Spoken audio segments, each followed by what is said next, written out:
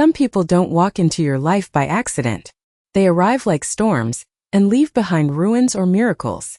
The desert wind screamed across the canyon like something alive, dragging sand through the night in long twisting waves that erased every trail behind them. Elias Boone leaned low over his saddle, one hand gripping the reins while the other pressed hard against the blood soaking through his coat sleeve. His horse stumbled beneath him again, exhausted from 15 straight miles against the storm. The animal's sides heaved with every breath. So did his own. The cold had settled deep into his bones hours ago, turning his fingers stiff around the leather reins.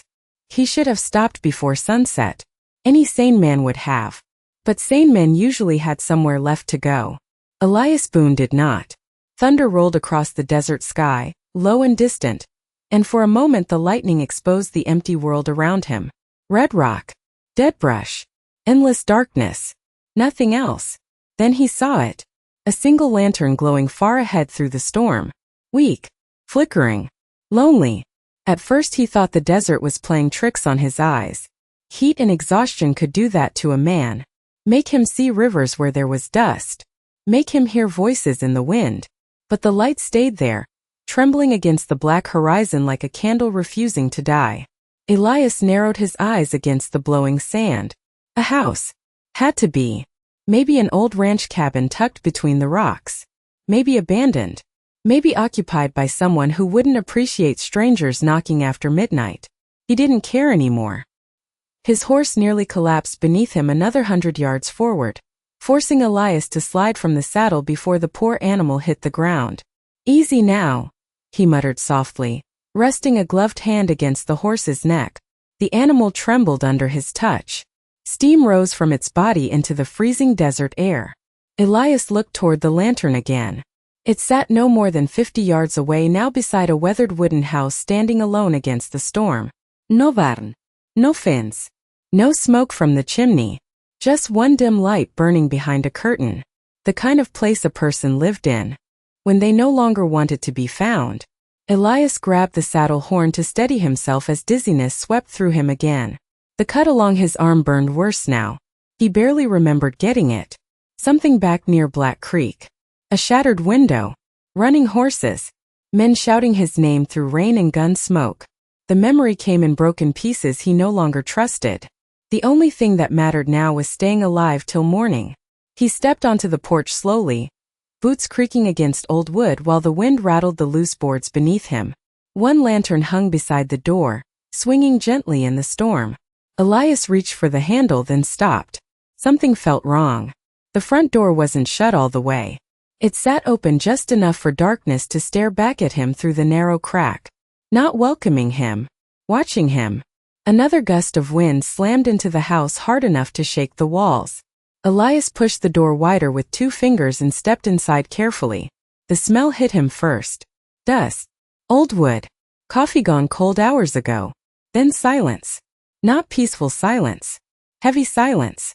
The kind that settles over rooms where grief has lived too long. His eyes adjusted slowly to the dim lantern glow. A table near the fireplace. 1 cup. 1 plate. A woman's shawl hanging beside the window. And in the center of the room, a chair lying sideways across the floorboards beneath a ceiling beam. Elias froze.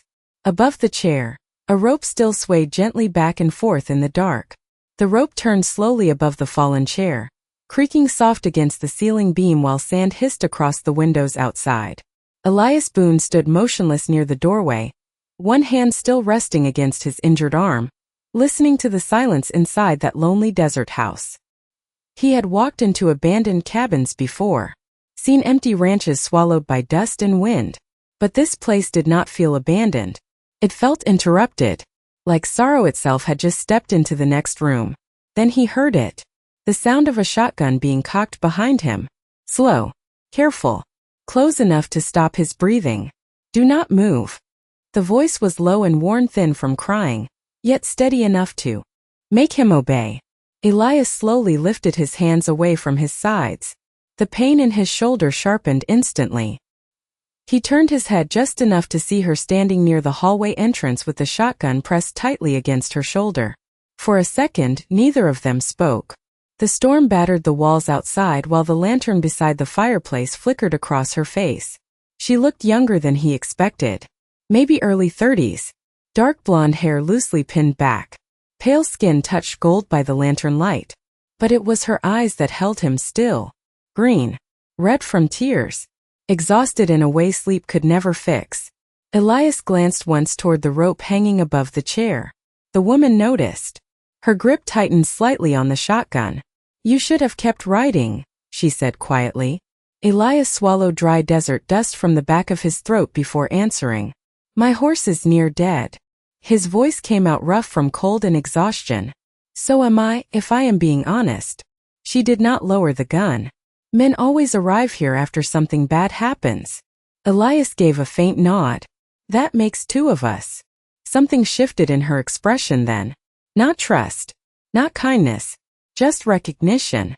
Like she understood the sound of a man carrying too much silence inside him.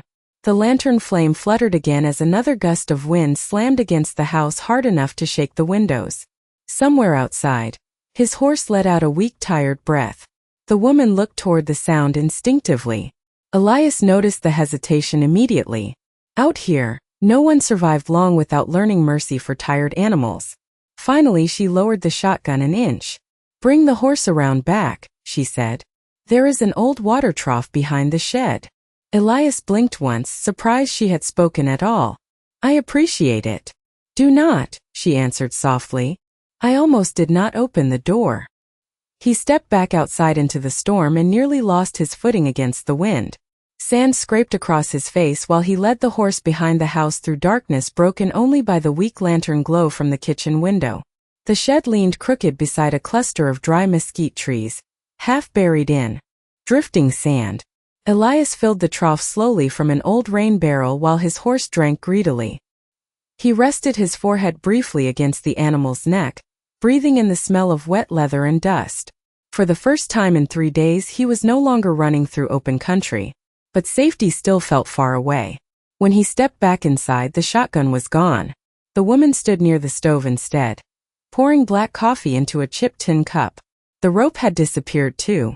Elias noticed that immediately. Only the scrape marks from the fallen chair remained across the floorboards. She handed him the coffee without looking directly at him. "Drink slow," she said. "Your hands are shaking." Elias wrapped both palms around the warm cup. The heat hurt at first. Then it felt like life returning to his fingers one bone at a time. He studied the room carefully now that the danger had settled into something quieter. One bookshelf. One Bible near the fireplace. A sewing basket untouched beside the window. Everything neat. Everything still. Like the woman inside this house had spent years trying to keep grief folded neatly into corners where it could not be seen. "What is your name?" Elias finally asked. She stared into the fire for several seconds before answering. "Clara Whitmore." The name settled heavily into the room for reasons Elias could not explain. Then Clara looked toward him for the first time without fear in her eyes. "And whatever trouble is chasing you, Mr. Boone," she said softly, "I hope it rides past my house before sunrise." Elias nearly dropped the cup. He had never told her his name. The cup nearly slipped from Elias Boone's hands. Coffee spilled over his fingers, dark against the fresh bandage Clara had wrapped around his arm only minutes earlier. He stared at her across the firelight while the storm groaned through the desert outside like some restless thing refusing to die. Clara Whitmore did not look surprised by his reaction. That was the part that unsettled him most. She simply stood near the stove with both hands resting against the edge of the wooden table, her green eyes steady on him now. "Calm. Tired. Certain. How do you know my name?" Elias finally asked. Clara tilted her head slightly toward the coat hanging near the door. "Your saddlebag fell open when you carried it inside." Elias glanced toward the chair beside the fireplace where his worn leather sat untouched.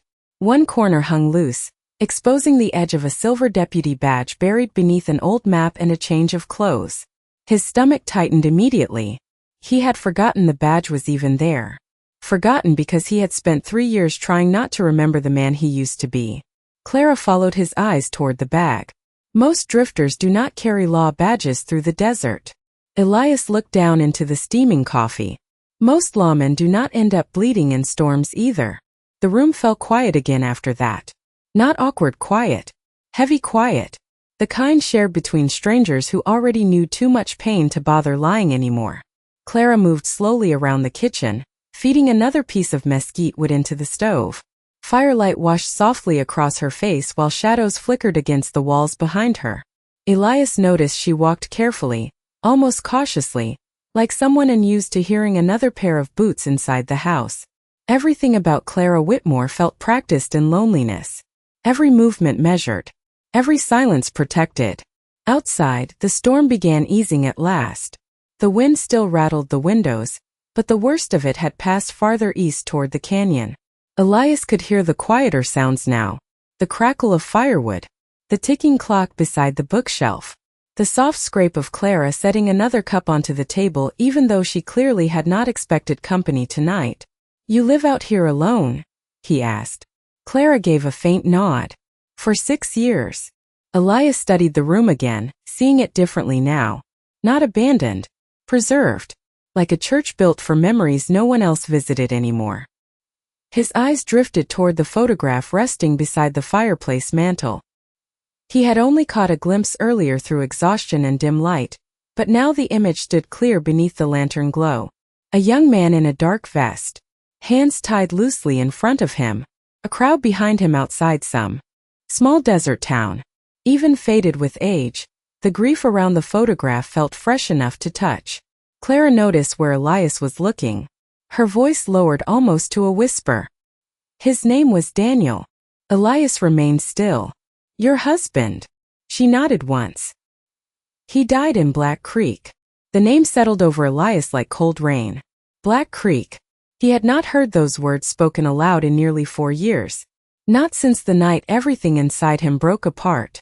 Clara turned away before he could answer, reaching instead for the coffee pot again though neither of them needed more. "People said he stole money from the rail company," she said quietly. "Said he betrayed the town." She paused there, staring into the stove fire. "Daniel spent his life helping people fix fences and mend roofs for free." Her fingers tightened slightly around the tin cup. "He was the gentlest man I ever knew." Elias felt something sharp twist beneath his ribs that had nothing to do with his wound, because he remembered Black Creek. He remembered the dust blowing through Main Street that morning. The angry crowd outside the sheriff's office. The fear. The shouting. And somewhere deep in the corners of his memory, he remembered a man named Daniel Whitmore looking terrified while holding onto his wife's hand. Clara slowly lifted her eyes toward Elias again. "You knew that already, did not you?" she asked softly. Elias said nothing. He could not. Because somewhere outside beyond the dying storm, a horse suddenly whinnied in the darkness. Then came another. Clara turned sharply toward the window. Elias already knew that sound. Riders. More than one. The sound came again from somewhere beyond the house. Hooves moving slowly through wet sand. Not passing by. Circling. Elias Boone set his coffee cup down without a word. Every muscle in his body tightened beneath the exhaustion as instinct pushed years of old survival back into his bones. Clara Whitmore stood frozen beside the stove, one hand gripping the edge of the table while the lantern light flickered across her face. The fear in her eyes was different now. Sharper. Familiar. Like this was not the first time riders had appeared outside her house. After dark, Elias moved quietly toward the window near the front door, and lifted the curtain just enough to look outside. 3 horses stood near the edge of the property where the storm shadows still lingered between the mesquite trees. Their riders remained mounted and still, dark shapes against the pale desert sand. Watching the house. Waiting. One of the horses pawed softly at the ground while the wind carried the faint jingle of saddle chains through the night air. Elias immediately recognized the posture of men who had spent too much of their lives hunting other men. "Friends of yours," Clara whispered behind him. Elias did not answer right away, because one rider wore a long dark coat he had seen before. Tall frame. Wide shoulders. Hat pulled low. Even from 50 yards away, Elias felt something cold settle into his chest. "No," he said quietly. "Not friends." The riders did not approach the porch. That was the unsettling part. Most bounty hunters kick doors open first and ask questions second. But these men waited out there in silence like they already knew fear lived inside this house long before they arrived. Clara slowly reached beneath the kitchen counter and pulled out the shotgun again. Elias glanced toward her. "You know how to use that?" Clara kept her eyes on the window. "I have lived alone in the desert 6 years." Elias almost smiled at that. Almost. Outside, one of the riders finally nudged his horse forward 3 slow steps. The lantern glow from the porch brushed across his face just enough for Elias to recognize him completely. Wade Mercer. Former deputy out of Black Creek. Once the closest thing Elias Boone ever had to a brother. Back when both of them still believed a badge meant something. Elias stepped away from the window immediately.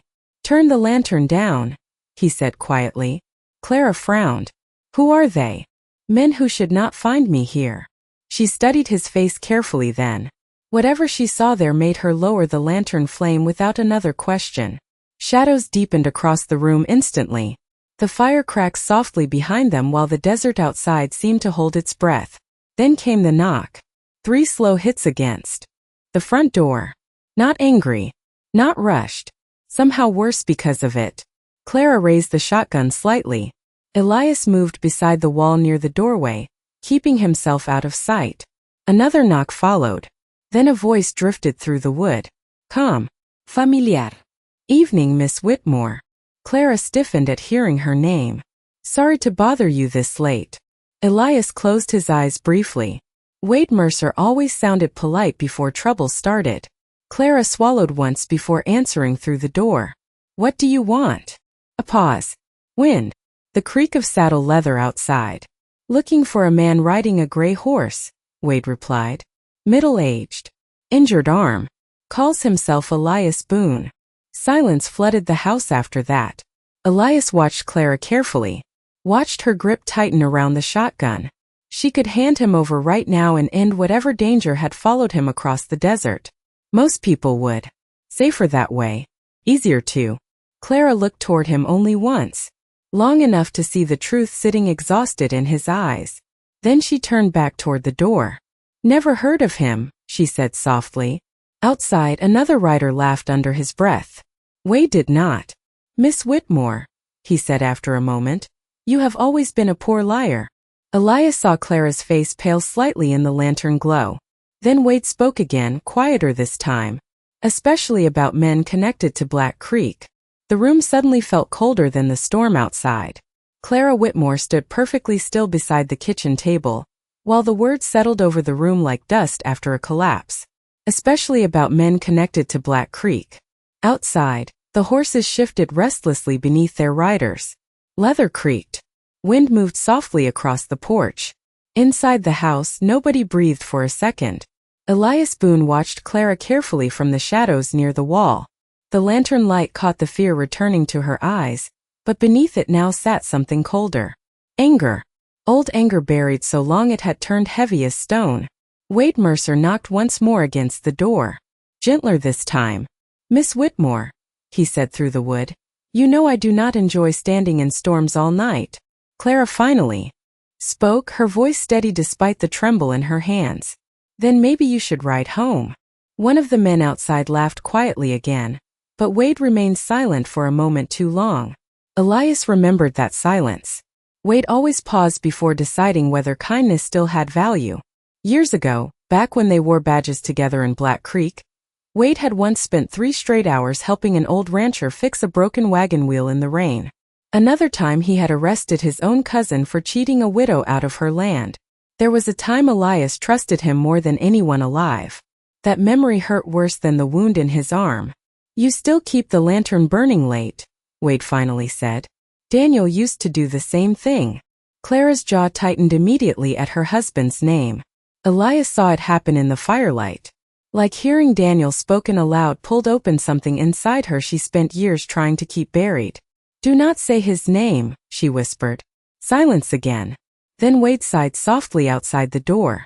"You still think he was innocent?" Clara laughed once under her breath. Not because anything felt funny.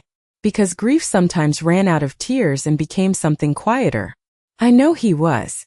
Elias lowered his eyes toward the floorboards. The room suddenly felt too small for memory. Too small for regret. Outside, Wade shifted in his saddle. You know what happened in Black Creek hurt all of us. Clara's face hardened instantly. No, she answered. It hurt him. Those words settled heavily against the walls. Even the wind outside seemed quieter afterward. Elias could almost see Daniel Whitmore standing there in the room between them. A decent man trapped beneath the weight of frightened townsfolk and cowardly lawmen. And Elias Boone had been one of them. Clara slowly stepped closer toward the front door now, shotgun lowered but still in her hands. You should leave, she said softly. There is nobody here for you. Wade did not answer immediately. Instead, Elias heard the faint scrape of a match being struck outside. A moment later, cigarette smoke drifted through the cracks around the doorway. Wade always smoked when he was thinking. Funny thing about the desert, Wade finally said. It keeps tracks longer after storms. Elias closed his eyes briefly. They had followed him here after all. Clara looked toward him quickly then. The truth settled between them without another word needing spoken. Wade knew. Maybe not everything yet, but enough. Outside, another rider shifted impatiently. We can search the house and be done with this, the man muttered. Wade answered calmly. Nobody is searching Miss Whitmore's home. That surprised Elias. It surprised Clara too, judging by the flicker in her expression. For a moment nobody moved. Then Wade spoke again, quieter than before. You always were too kind to strays, Clara. Her grip tightened around the shotgun again. And you always mistook obedience for justice. Elias felt those words strike harder than either of them intended. Because once upon a time, he had believed the same thing Wade did. That following orders made a man righteous. That loyalty mattered more than doubt. Black Creek had cured him of that forever. The lantern flame fluttered violently as wind slipped through the cracks again. Somewhere outside, thunder rolled farther east across the desert mountains. The storm was leaving. Dawn would not be far behind now. And daylight made hiding impossible. Wade finally spoke one last time through the door. If Elias Boone is inside that house, tell him this. Elias felt his heartbeat slow painfully inside his chest. The men chasing him are not the only ones looking anymore. Clara glanced toward Elias instantly. Outside, Wade flicked his cigarette into the sand. Black Creek finally remembers what happened 4 years ago.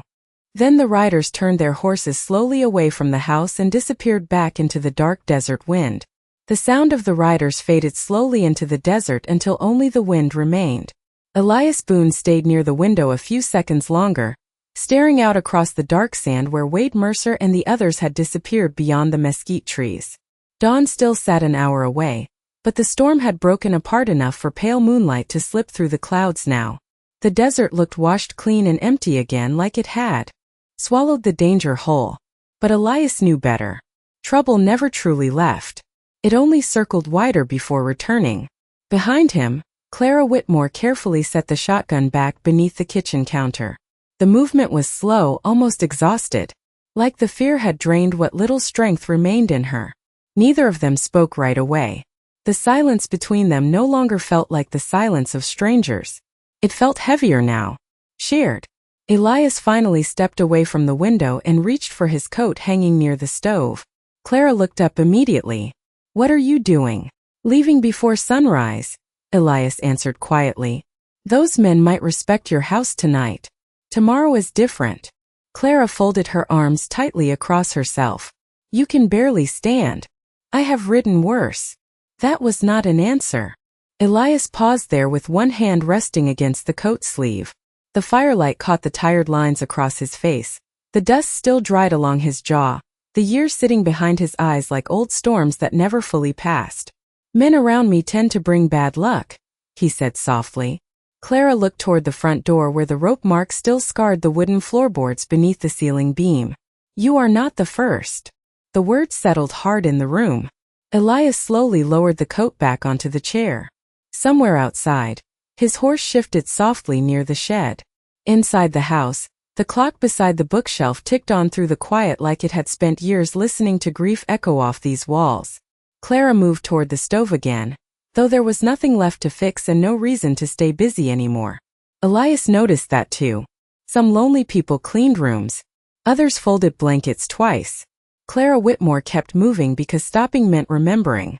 Wade said Black Creek remembers what happened, she said finally. Elias stared into the fire. Towns remember when guilt gets expensive. Clara turned toward him slowly. What really happened there? Elias did not answer at first. He had spent 4 years avoiding that question, crossing deserts and mountain trails, sleeping in barns, changing towns whenever somebody looked at him too closely. But something about this house made silence harder to hold on to. Maybe it was the photograph beside the fireplace. Maybe it was Clara standing there with tired eyes that had already survived more than most people could carry. Or maybe it was the simple fact that she had lied for him tonight without knowing whether he deserved it. Elias walked toward the fireplace slowly and picked up the framed photograph of Daniel Whitmore. The glass felt cold against his rough hands. Daniel looked younger in the picture than Elias remembered. On his face, nervous smile. The face of a man never meant for crowds filled with anger. The railroad money disappeared 3 days before Daniel died, Elias said quietly. Clara remained perfectly still. People wanted someone blamed before investors pulled out of town. Elias swallowed once. Your husband worked near the rail office. That was enough for people already scared. Clara lowered her eyes. And the lawmen? Elias stared at the photograph. Most followed orders. He paused there. Including me. The fire cracked softly between them. Clara's face did not change at first. Somehow that hurt more than anger would have. You were there, she whispered. Elias nodded once. I tried to stop it at the last minute. Clara laughed quietly under her breath again, but this time it sounded closer to heartbreak. At the last minute, she repeated. Elias closed his eyes briefly. As she was right. Waiting until the last minute was another form of cowardice. Wade tried too, Elias admitted softly. But by then the town had already decided what truth should look like. Clara walked slowly toward the fireplace until she stood only a few feet away from him now. Close enough for Elias to see the tears gathering in her eyes, though none of them fell. Daniel kept saying somebody would speak for him, she whispered. Even after they dragged him through town. Elias could not look at her anymore. I know. The room went silent except for the wind moving softer now beyond the windows. Then Clara asked the one question Elias Boone had feared hearing for 4 long years. Did my husband die believing nobody cared enough to save him? The question stayed hanging between them like smoke that refused to leave the room. Elias Boone stood motionless beside the fireplace with Daniel Whitmore's photograph still in his hands while the fire cracked softly below the mantel. Clara Whitmore did not move either. Her eyes remained fixed on him, waiting for an answer she had spent 6 years fearing. Outside, the desert wind had finally quieted into something softer. The storm was gone now. But inside that lonely house, another one had only begun. Elias lowered his eyes toward the faded photograph. Daniel's face stared back at him through scratched glass and lantern light. Honest. Hopeful. Still believing somebody would do the right thing before it was too late. Elias remembered that look. It haunted him more than any nightmare ever could. No, Elias finally said quietly. Clara's breathing caught slightly. He did not die believing nobody cared. Elias swallowed hard before continuing. He died believing I would stop it. The words hit the room with a silence heavier than shouting. Clara stared at him without blinking while pain slowly crossed her face like a shadow passing over water. Elias looked away first. He could face storms easier than that look. Daniel trusted me, Elias admitted softly. Back then I still wore the badge. People thought that meant something. Clara's voice trembled now despite her effort to steady it. Did you know he was innocent? Elias closed his eyes briefly. I suspected. Clara stepped back from him as though the answer physically hurt. Suspected. Elias nodded once, shame pulling at every word. The railroad accountant disappeared the same week the money vanished. Daniel never had enough coin to leave town, let alone steal from it. Clara wrapped her arms tightly around herself. Then why did nobody help him? Elias looked toward the dark window where dawn still waited somewhere beyond the desert horizon. Because fear spreads faster than truth in small towns. The fire popped softly between them. Investors threatened to pull out. Ranchers feared losing work. The mayor wanted somebody blamed before panic spread. Clara shook her head slowly, tears finally gathering in her eyes now. Daniel kept saying the law would protect him. Elias let out a tired breath filled with years of regret. That is what good men always believe right before the world disappoints them. Silence followed again. Long, heavy. Clara turned away toward the kitchen table and rested one hand against the chair beside it like her knees suddenly weakened beneath her. Elias wanted to say something else. Something that could lessen what she carried. But truth rarely healed cleanly. Sometimes it only reopened wounds people learned to survive around. Finally Clara spoke without looking at him. So why are they hunting you now? Elias remained near the fireplace for several seconds before answering. Because I finally stopped running.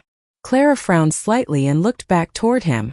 Elias walked slowly to his saddlebag resting beside the chair and reached inside. He pulled out a weathered leather ledger wrapped carefully beneath old shirts and maps. The corners were worn thin from years of being hidden and carried across too many miles. Clara stared at it cautiously. What is that? Elias placed the ledger gently onto the kitchen table between them. The truth. Clara hesitated before opening it. Inside sat pages filled with railroad accounts, signatures, land purchases, and names connected to Black Creek from years earlier. Her eyes moved slowly across the ink until they stopped on one signature near the bottom of a page. She went pale instantly. Mayor Thomas Bell. Elias nodded quietly. The railroad money never disappeared. Clara looked up sharply.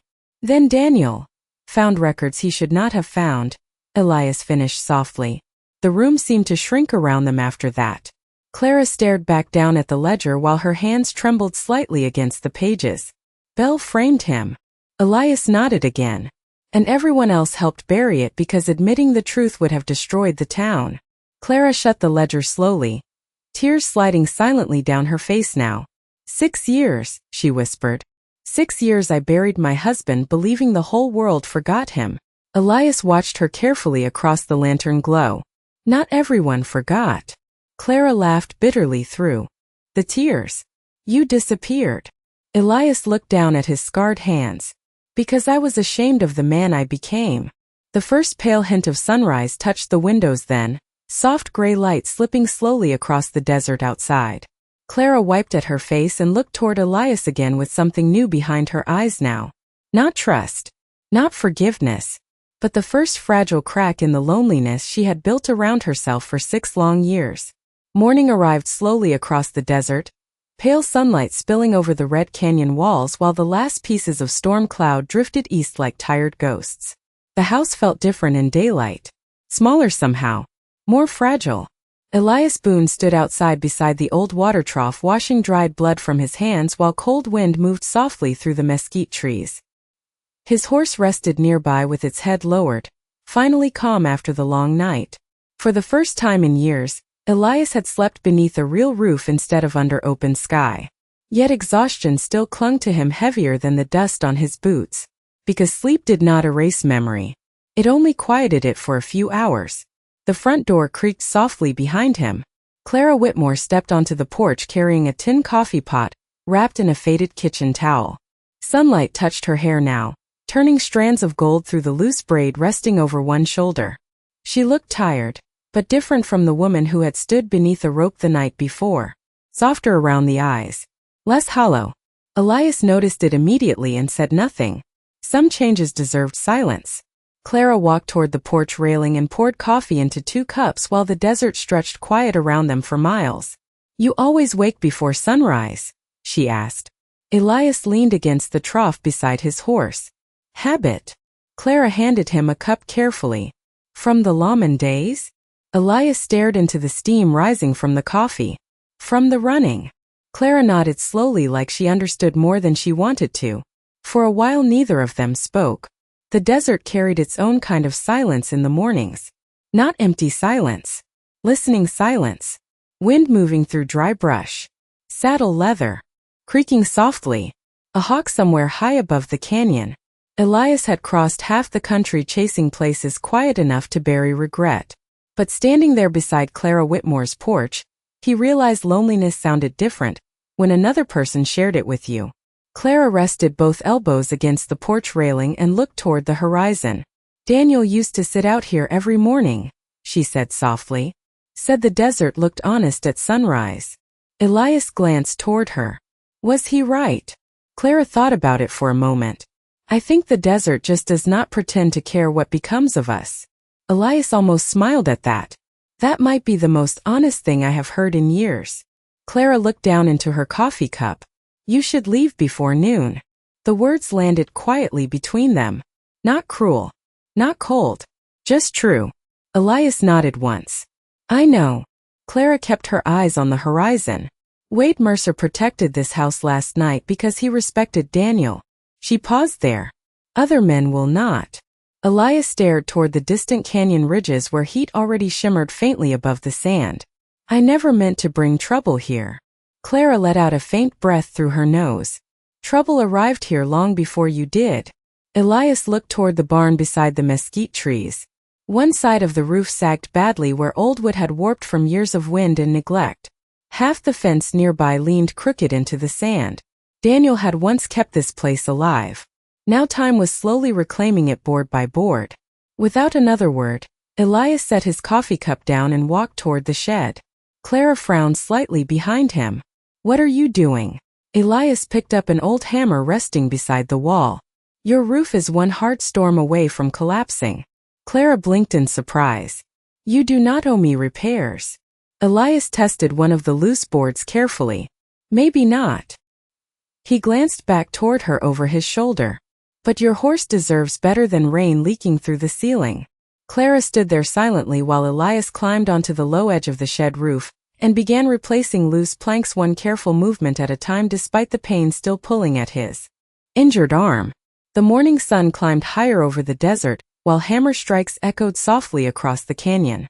Clara remained on the porch watching him longer than she intended to. Watching a man who carried guilt like a shadow still choose to fix something instead of destroy it. Around noon she finally stepped off the porch and walked slowly toward the shed with another cup of coffee in her hands. Elias noticed her standing below him and paused. Clara held the cup upward slightly. You missed a spot near the west beam, she said quietly. Elias looked toward the broken plank she pointed at, then back down at her. For the first time since entering that lonely desert house, he heard something inside her voice that had not been there before. Trust. By late afternoon the desert heat had settled heavy across the canyon, turning the air still and bright enough to blur the distant cliffs into waves of pale gold. Elias Boone sat near the edge of the shed roof replacing the final warped plank while sweat mixed with dust along his neck and shoulders. His injured arm burned harder with every swing of the hammer, but he ignored it the same way he had ignored pain most of his life. Some men drank to quiet regret. Others kept their hands busy. Below him, Clara Whitmore stood beside the water trough rinsing vegetables in a tin basin, while her horse wandered lazily near the fence line. The house no longer looked abandoned now that movement filled the yard again. Smoke drifted softly from the chimney. Fresh boards rested against the shed. 2 coffee cups sat side by side on the porch railing catching afternoon sunlight. Small things. Quiet things. But loneliness notices even the smallest changes. Elias hammered the last nail into place and finally climbed down from the roof with stiff careful movements. Clara glanced toward him as he dropped the hammer beside the wall. You missed your calling, she said softly. Elias wiped sweat from his forehead with the back of his sleeve. Doing repairs? Clara nodded toward the roof. Most men passing through here only know how to leave damage behind. Elias looked at the old boards for a moment before answering. Maybe I got tired of adding to it. Clara studied him quietly after that. Over the past day she had started looking at Elias Boone differently. Not like a stranger anymore. More like someone carrying pieces of a story she had spent years trying not to remember. And somehow that frightened her more. She handed him a fresh cup of water from the basin. Their fingers brushed briefly as he took it. Neither mentioned it. Daniel built that shed himself, Clara said after a while. Elias drank slowly from the cup. Looks sturdy. Clara smiled faintly for the first time since he arrived. It was small. Sat around the edges. But real. He used to measure everything twice because he was afraid of making mistakes. Elias leaned against the fence beside her. Smart man. Clara stared toward the mountains in the distance. He thought being careful could protect people. The smile faded almost immediately afterward. Elias lowered his eyes. He knew that feeling too well. thinking decency alone could survive places built on fear and greed. A warm breeze moved through the yard then, carrying the smell of dry sage and sunbaked wood. Somewhere beyond the canyon, thunder muttered faintly again. Another storm building far away. Clara set the basin aside and reached into the pocket of her apron. I found something this morning while cleaning the fireplace. She held out a folded yellowed newspaper clipping toward him. Elias hesitated before taking it. The paper was old and worn thin from years hidden away. Black Creek Railroad Scandal Resolved, the headline read. Beneath it sat a grainy photograph of Mayor Thomas Bell smiling beside several railroad investors. Elias felt his stomach tighten immediately. Clara watched him carefully. I kept every article after Daniel died, she said quietly. Most people stop reading once grief gets too heavy. Elias stared at the photograph of Bell. Older now than he remembered. Fatter too. But the smile remained exactly the same. The smile of a man who believed power could bury truth forever. Bell owns half of Black Creek now, Elias muttered. Clara nodded slowly. People still defend him. Elias folded the newspaper carefully. Because towns protect the men who keep money flowing. Clara crossed her arms against the warm wind. Then why would Wade say Black Creek remembers now? Elias remained silent for several seconds. He had been asking himself the same question since last night. Finally he reached into his coat pocket and pulled out a smaller folded paper Clara had not seen before. A telegram. Crumpled from travel. He handed it toward her carefully. Clara opened it slowly and read the short message aloud beneath her breath. Federal auditors arriving. Black Creek Stop Railroad accounts reopened. Stop Mayor Bell under investigation. Stop. Clara looked up sharply. Elias nodded once. Somebody finally started digging. Clara stared back toward the house where Daniel's photograph still rested beside the fireplace. After 6 years. Elias folded the telegram again. Truth moves slow in the West. Clara's eyes darkened slightly. Too slow for Daniel. Those words settled heavily between them. Elias looked toward the fading sunlight across the desert and felt the old guilt rising again beneath his ribs. As Clara was right. Justice arriving late did not return stolen years. It did not erase lonely nights or empty chairs at dinner tables. Sometimes truth only arrived to remind people how long they suffered without it. Then Clara asked the one question Elias had not prepared for. If the town finally knows Daniel was innocent, she said softly, why are men still hunting you? Elias looked toward the horizon where distant dust now rose faintly against the evening light. Riders again. More than before. The dust on the horizon thickened slowly beneath the dying sunlight, stretching across the desert like smoke drifting over dry earth. Elias Boone stood beside the fence watching it carefully while the warm evening wind pushed against his coat. He counted the riders by movement alone. 5 this time. Maybe 6. Too many to be passing through by accident. Clara Whitmore followed his stare toward the distant ridgeline and quietly set the telegram back onto the porch table. More of them, she asked. Elias nodded once without looking away from the horizon. These are not Wade Mercer's men. Clara felt the difference immediately in the way he said it. Wade had arrived like somebody hoping not to cause trouble. Men like these usually arrived hoping for the opposite. The desert around the house seemed to tighten with silence as the riders drew nearer through the fading light. Elias reached automatically toward the revolver resting near his belt, then stopped himself halfway. Clara noticed. You are injured, she said softly. Elias let his hand fall away again. That has never stopped foolish men before. The corner of Clara's mouth almost moved into a smile again, but fear swallowed it before it fully appeared. She looked toward the house. We should go inside.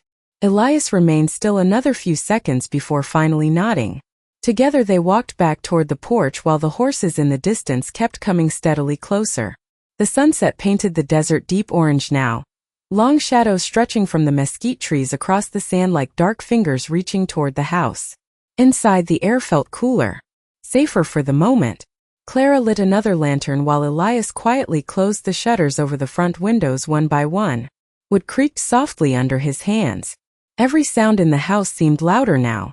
The scrape of chairs, the clink of lantern glass, the slow ticking clock beside the bookshelf counting down toward something neither of them could stop.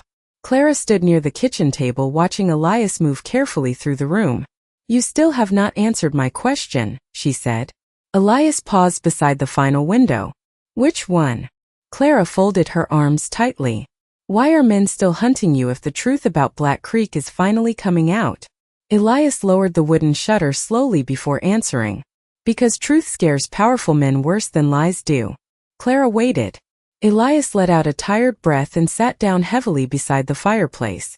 Firelight flickered across his weathered face while dusk settled outside the house. "The railroad records I carry are not the only copies anymore," he said quietly. 2 months ago I mailed duplicates to federal investigators in Denver. Clara blinked in surprise. "Then why keep running?" Elias stared into the flames. "Because Mayor Bell found out before the investigators arrived." Clara slowly sat across from him. "And he wants the ledger back." Elias nodded once. "Bell built half his fortune stealing railroad land from farmers who could not read contracts. Daniel found the records proving it." Clara lowered her eyes toward her hands. "So Daniel was never meant to survive knowing the truth." Elias looked at her carefully. No silence settled between them again. Heavy. Familiar now. Outside, the sound of approaching horses drifted closer through the evening wind. Clara finally looked back up. "And you?" she asked softly. "Why did you keep the ledger all these years?" Elias rubbed a hand slowly across his tired face before answering. "At first because I thought exposing Bell would fix what happened." His voice roughened slightly. "Then after enough time passed, I think I carried it because guilt was all I had left." Clara watched him quietly after that. The lantern beside the kitchen table cast soft gold light across the room while darkness deepened beyond the shutters. Elias Boone looked less like a lawman now than a man worn hollow by regret. Yet somehow that honesty made him easier to trust. Then the first knock came against the front porch railing outside. Not loud, not rushed, just deliberate enough to freeze the air inside the house. Clara looked sharply toward the door. Elias slowly stood from his chair. Another knock followed. Then boots creaked against the wooden porch boards. A stranger's voice drifted through the darkness outside. Evening inside. Calm voice. Southern accent. Too calm. Elias felt danger immediately settle into his chest. Clara instinctively reached beneath the counter for the shotgun again.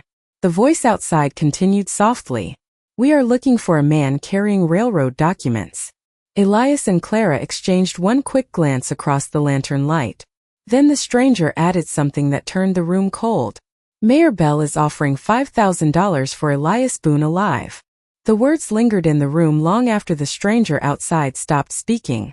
$5,000 alive. In towns like Black Creek, that kind of money could turn decent men into hunters before sunrise. Clara Whitmore stood near the kitchen counter gripping the shotgun tightly now while lantern light trembled softly across her pale face. Elias Boone remained motionless beside the fireplace, his expression unreadable except for the tired shadow settling deeper behind his eyes. He had spent years expecting this moment. Trouble always catches up eventually. Even in the desert. Outside, horses shifted against the porch rail while leather creaked quietly in the darkness. The stranger spoke again through the door, calm as a preacher delivering bad news. "We are not looking for trouble tonight." Elias almost smiled at that. Men who announced peace usually arrived carrying the opposite. Clara glanced toward him carefully. "Do you know them?" Elias shook his head once. "No." Then after a pause he added quietly, "That makes them more dangerous." The house fell silent again except for the ticking clock beside the bookshelf. Clara swallowed hard before stepping closer toward Elias. Her voice lowered almost to a whisper. "There is a root cellar beneath the kitchen floor." Elias looked at her immediately. "No. They will kill you if they find that ledger." Elias glanced toward the front door where shadows moved faintly beneath the crack at the bottom. "And they might burn this house down searching for me." Clara's eyes sharpened instantly. "This house already buried one innocent man. I will not let it bury another." The words hit Elias harder than he expected, because nobody had defended him in a very long time. Outside, Boots stepped slowly across the porch boards. One pair stopped directly beside the front door now. "Miss Whitmore," the stranger called softly, "we know you are inside." Clara lifted the shotgun higher. Elias gently reached out and lowered the barrel toward the floor. Too many of them, he murmured. Not enough daylight left for foolishness. Clara looked up at him with frustration and fear twisting together in her expression. Then what do we do? Elias stared toward the fire for one long second. Then he reached into his coat and removed the weathered railroad ledger from inside. Clara's face paled instantly. What are you doing? Elias handed the ledger toward her. Hide it. Clara hesitated. No, Clara. His voice stayed calm but firm. If they take me, that ledger still matters more. She stared at him without moving. Elias stepped closer now, lowering his voice further. Federal investigators will arrive in Black Creek within days. Belle knows it. That is why these men are here. Clara slowly accepted the ledger into trembling hands. The worn leather looked impossibly small for something that carried so much ruin inside it. Outside, another knock echoed through the house. Harder this time. Open the door, the stranger warned calmly. Elias glanced once toward the kitchen floorboards where the hidden cellar waited beneath an old woven rug. Go, he whispered. Clara's eyes filled suddenly with tears she refused to let fall. You barely survived the storm. Elias gave the faintest tired smile. I survived worse things than weather. Clara looked at him another second too long before finally kneeling beside the rug and pulling open the narrow cellar hatch hidden beneath the boards. Cool air drifted upward from the darkness below. She clutched the ledger tightly against her chest before climbing down the short ladder. Just before disappearing beneath the floor, she looked back up at Elias one final time. Daniel would have forgiven you, she whispered softly. Elias felt something tighten painfully inside his chest. Before he could answer, the front door suddenly rattled hard beneath another knock. Clara pulled the hatch shut from below, and the kitchen floor returned to silence. Elias stood alone in the lantern glow now while the men outside waited. He adjusted his coat slowly, ignoring the ache in his wounded arm, then walked toward the front door with the heavy calm of a man too tired to run anymore. The knocking stopped as his hand reached the handle. Outside, horses breathed softly in the dark. Elias opened the door halfway. 5 riders stood on the porch and in the yard beyond, dust-covered men with hard eyes and expensive revolvers hanging low at their hips. The one nearest the door removed his hat politely. Gray beard, black gloves, thin smile that never touched his eyes. Evening, the man said.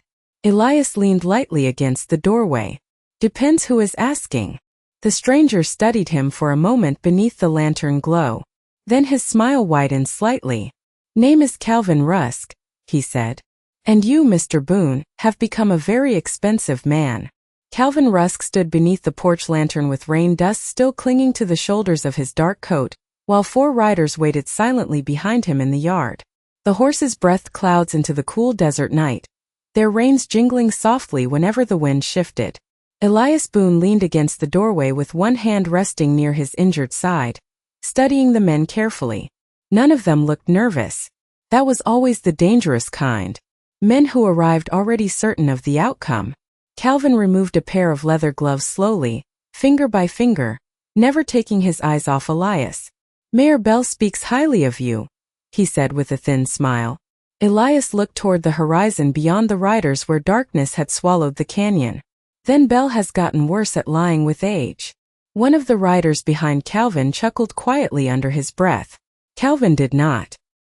He simply glanced past Elias into the dim house behind him.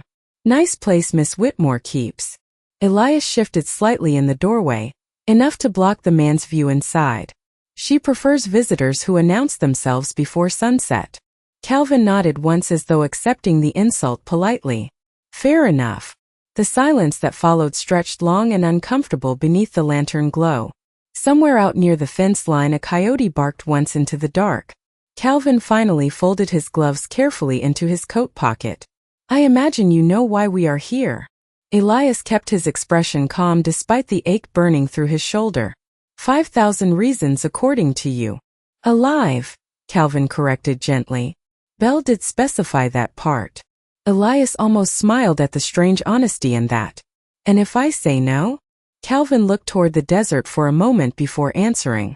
Then things become difficult for people standing too close to you. Inside the house beneath the hidden floorboards, Clara Whitmore pressed both hands tightly over her mouth to steady her breathing. Through the cracks between the wooden planks she could hear every word drifting across the room above her. The ledger rested against her chest beneath the darkness of the cellar while dust floated softly through narrow beams of lantern light overhead. She had spent 6 years learning how loneliness sounded inside this house. Tonight it sounded like fear. Upstairs, Elias slowly stepped out onto the porch and pulled the front door mostly closed behind him. Not all the way. Just enough. Calvin noticed immediately. Protective of the widow now? Elias rested one hand against the porch railing. She has suffered enough because of Black Creek. Calvin studied him quietly beneath the lantern light. That guilt finally catching up to you? Elias looked down at the worn porch boards beneath his boots. It caught me years ago. The honesty in his voice seemed to surprise even Calvin for a moment. Wind moved softly across the yard, carrying the smell of dust and dry sage through the darkness. One of the riders shifted impatiently in his saddle. "We wasting time talking or working?" the man muttered. Calvin lifted a hand slightly without turning around. The rider fell silent immediately. Elias noticed that too. Calvin Rusk was not simply another hired gun. These men obeyed him because they feared disappointing him more than they feared failure itself. Calvin looked back toward Elias again. "Belle says you have documents." Elias shrugged faintly.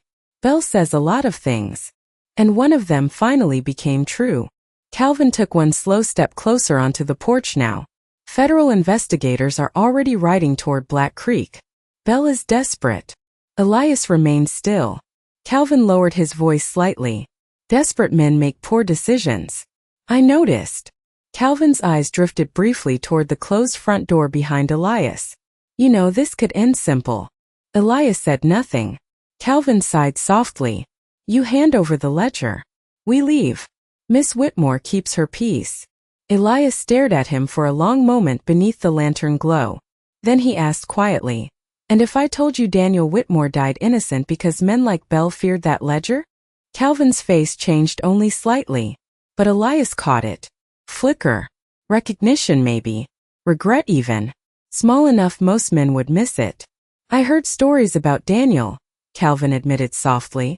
"Good man by most accounts." Elias looked him dead in the eye. "Good men die when cowards protect powerful ones." Silence swallowed the porch after that. Even the horses seemed quieter. Calvin stood motionless for several seconds before finally speaking again. "You still think truth changes anything?" Elias glanced toward the dark desert stretching endless beyond the yard. "No," he answered tiredly. "But sometimes it stops worse lies from living longer." Calvin studied him one final moment beneath the lantern light. Then slowly, almost reluctantly, he stepped backward off the porch.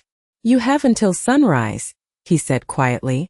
"After that, I stop being patient." Then he turned toward his horse while the other riders watched in silence. But just before mounting up, Calvin paused and looked back once more toward the house. "For what it is worth," he said softly, "Belle is more afraid of that widow inside than he is of you." The riders disappeared into the darkness beyond the canyon ridge just before midnight, their horses fading into the desert silence one slow hoofbeat at a time. Elias Boone remained standing on the porch long after they were gone, one hand resting against the railing while cold wind moved softly through the mesquite trees. The lantern beside the door flickered weakly now, casting long shadows across the empty yard. Somewhere far off, thunder rolled again beyond the mountains. Another storm was coming. Behind him, the hidden cellar hatch creaked softly open. Clara Whitmore climbed back into the kitchen with the ledger still clutched tightly against her chest. She looked pale from hours spent beneath the floorboards but steady. Stronger somehow. Elias closed the front door quietly and turned toward her. Neither spoke right away. Some nights changed people too deeply for quick words. Clara set the ledger carefully onto the table and looked toward the dark windows. "He meant what he said." Elias nodded once. "Men like Calvin Rusk always do." Clara folded her arms tightly against the cold creeping through the house. "Then by sunrise they come back." Elias glanced toward his saddle resting beside the wall. "Probably with more riders." Clara looked at him sharply. "You are thinking about leaving." Elias remained silent long enough for the answer to settle between them on its own. Finally he spoke softly. This started in Black Creek. It should end there. Clara walked slowly toward the fireplace where Daniel's photograph still rested beneath the lantern glow. She picked it up gently, tracing one finger across the edge of the frame. Daniel once told me guilt is just another way men punish themselves instead of changing things. Elias leaned against the kitchen table, exhausted eyes fixed on the fire. Your husband sounded wiser than most preachers. Clara gave the faintest smile. He hated preachers. That almost made Elias laugh. Almost. The fire cracked softly between them while wind pushed against the walls outside. Clara set the photograph back onto the mantel carefully before turning toward Elias again. You cannot ride to Black Creek alone. Elias stared at her. I can try. And die before reaching the town line. Her voice sharpened slightly now. That ledger matters too much for pride. Elias looked down at the floorboards worn smooth by years of lonely footsteps inside this house. You should stay here. Clara stepped closer toward him. 6 years ago I stayed quiet while men buried my husband beneath lies. Her eyes locked onto his now. I am done staying. The words settled deep inside Elias Boone. Not loud. Not dramatic. Just honest in a way the desert respected. He studied Clara carefully in the firelight. The frightened woman standing beneath a rope 2 nights earlier seemed far away now. Grief still lived inside her. Probably always would. But somewhere beneath it, something stronger had finally woken up. Outside, the wind began rising harder again. Elias walked slowly toward the window and pushed the shutter open slightly. Moonlight spilled across the desert in pale silver waves. The world beyond the house looked endless. Dangerous. Honest. If we leave before dawn, he said quietly, we can reach Miller Pass by noon. Clara moved beside him near the window. And after that? Elias stared toward the dark horizon. Black Creek. Silence lingered there for a while. Then Clara surprised him by reaching for his injured arm gently, checking the bandage beneath his coat sleeve with careful fingers. You are still bleeding, she whispered. Elias looked down at her hand resting lightly against his arm. Occupational hazard. Clara shook her head softly. No, her green eyes lifted toward his. Punishment. Elias could not argue with that. For years he had carried guilt like a second skin, believing pain somehow balanced old cowardice. But standing there beside Clara Whitmore in the quiet glow of lantern light, he finally understood something Daniel Whitmore probably learned long before either of them. Regret changes nothing unless a man finally chooses to stand still long enough to face what he ran from. Clara slowly removed her hand from his arm and walked toward the kitchen to gather supplies for the journey ahead. Elias watched her move through the small house that no longer felt haunted by silence alone. Dawn still waited somewhere beyond the storm clouds building across the desert. Black Creek waited too. So did the truth. Elias stepped back onto the porch one final time before the night ended. The cold wind pushed against his coat while the lantern swayed gently beside the door. He looked out across the empty desert and thought about Daniel Whitmore. About frightened townsfolk. About Wade Mercer. About all the years wasted pretending distance could bury shame. Then he heard Clara's voice softly behind him from inside the house. Elias. He turned toward the doorway. Clara stood there holding his old deputy badge in her hand. Firelight shimmered across the silver star between her fingers. If we are going back, she said quietly, you should probably stop hiding who you are.